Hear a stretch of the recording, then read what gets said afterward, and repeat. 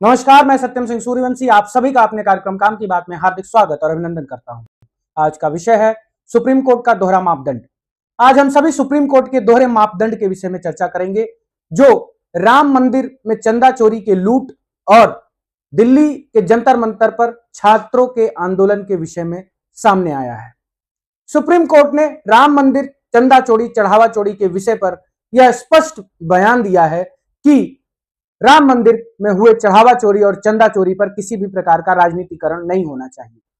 यह supreme court बोल रहा है कि राजनीतिकरण करने की कोई आवश्यकता नहीं है, वह न्याय करेगा। लेकिन सुप्रीम कोर्ट ने अभी तक कोई भी ऐसी विशेष कमेटी का गठन नहीं किया है और ना ही एसआईटी के द्वारा प्रस्तुत किए गए साक्ष्यों के आधार पर ऐसी कार्रवाई करने का प्रस्ताव रखा है, जिससे स्पष्ट हो जाए कि सुप्रीम कोर्ट राम मंदिर के मुद्दे पर सीरियस है। और यह संभव भी नहीं है, क्योंकि सुप्रीम कोर्ट जुडिशरी भी आज संघ परिवार और भारतीय जनता पार्टी सरकार के दबाव में है, उसके प्रभाव में है। इसीलिए वह सिर्फ विपक्ष को राजनीतिकरण करने से रोकने के लिए बयानबाजी कर रहा है, लेकिन किसी भी प्रकार का ऐसा कार्य नहीं कर रहा है जो राम मंदिर में चढ़ावा चोरी चंदा चोरी को रोके और न्याय हो। और सर्वप्रथम सुप्रीम कोर्ट को अगर न्याय करना ही है तो उसे श्री राम जन्मभूमि तीर्थ क्षेत्र ट्रस्ट को भंग करना चाहिए और वहां निष्पक्ष जनता की वोटिंग के माध्यम से जन समर्थन के विश्वास को देखते हुए ऐसे लोगों को नियुक्त करना चाहिए जो जनमानस में विश्वास को पैदा कर सकें कि दोबारा चढ़ावा चोरी और चंदा चोरी नहीं होगा। लेकिन सुप्रीम कोर्ट ना कोई दोषियों पर कार्रवाई कर रहा है, ना ही किसी भी प्रकार से वह राम को न्याय दिलाने के लिए कार्य कर रहा है, वह सिर्फ बयानबाजी कर रहा है। यह सुप्रीम कोर्ट के दोहरे मापदंड का परिचायक है, क्योंकि आप सभी को मालूम है कि 1992 से लेकर 1983 से लेकर आज तक राम मंदिर के विषय पर भारतीय जनता पार्टी और संघ परिवार ने राजनीति किया है। राम के नाम पर राजनीति करके राम के नाम पर सत्ता में आए हैं और राम के नाम पर सत्ता में आकर राम मंदिर के चढ़ावे और चंदे की लूट भी किए हैं, जमीन की हेराफेरी की है। और इसमें भारतीय जनता पार्टी संघ परिवार के लोग शामिल हैं।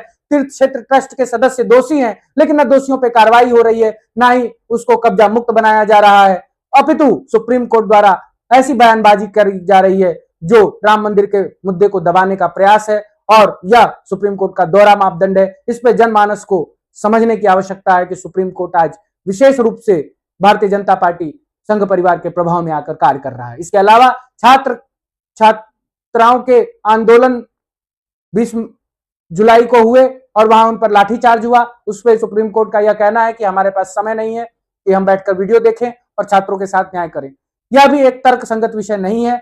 सुप्रीम कोर्ट को यह समझना चाहिए कि छात्रों का शांतिपूर्ण प्रदर्शन करना लोकतांत्रिक संवैधानिक अधिकार है, और दिल्ली पुलिस ने अमित शाह के आदेश पर माननीय प्रधानमंत्री जी के सहमति से शांतिपूर्ण प्रदर्शन कर रहे छात्रों पर लाठियां डंडे चलाए हैं, उन्हें करंट लगाया है, उनके कपड़े फाड़े गए हैं। यह उनके संवैधानिक अधिकारों का उल्लंघन है और सुप्रीम कोर्ट को स्वेच्छा से संज्ञान लेकर इस पर कड़ी कार्रवाई करनी चाहिए थी, आलोचना करनी चाहिए थी, छात्रों को न्याय दिलाना चाहिए थी। लेकिन यहां भी सुप्रीम कोर्ट अपने दोहरे मापदंड का परिचय दे रहा है, क्योंकि सुप्रीम कोर्ट एक संगठन के प्रभाव में है जिसका नाम राष्ट्रीय स्वयंसेवक संघ है। आज संपूर्ण जुडिशरी संघ परिवार के प्रभाव में कार्य कर रही है, भारतीय जनता पार्टी के सरकार के प्रभाव में कार्य कर रही है।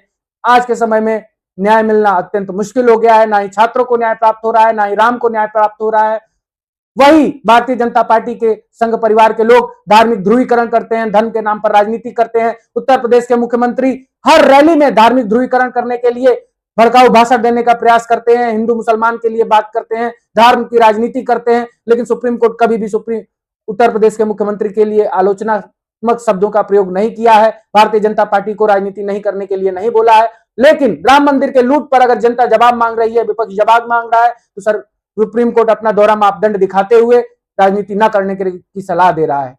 छात्रों के विषय पर भी सुप्रीम कोर्ट का इसी प्रकार का रवैया है, यह अत्यंत शर्मनाक है। आम जनमानस को जागृत होना होगा, युवाओं को जागृत होना होगा और जागृत होकर सुप्रीम कोर्ट को जवाबदेही तय करने के लिए प्रश्न पूछना होगा, क्योंकि आज सुप्रीम कोर्ट ऐसे लोगों के हाथों में है, ऐसे व्यक्ति के हाथों में है जो लोग जनता के प्रति जवाब दे नहीं है, छात्रों के प्रति जवाब नहीं दे नहीं है, राम के प्रति जवाब दे नहीं है, वह न्याय के प्रति जवाब दे नहीं है। और जब न्याय व्यवस्था अपनी जिम्मेदारियों से भागना लगता है तो आलोचना करना लोकतांत्रिक अधिकार है, और हमें मिलकर सुप्रीम कोर्ट के दोहरे मापदंड का खंडन करना होगा, उसका आलोचना करना होगा। इसी के साथ आज का विषय समाप्त होता है। नमस्कार।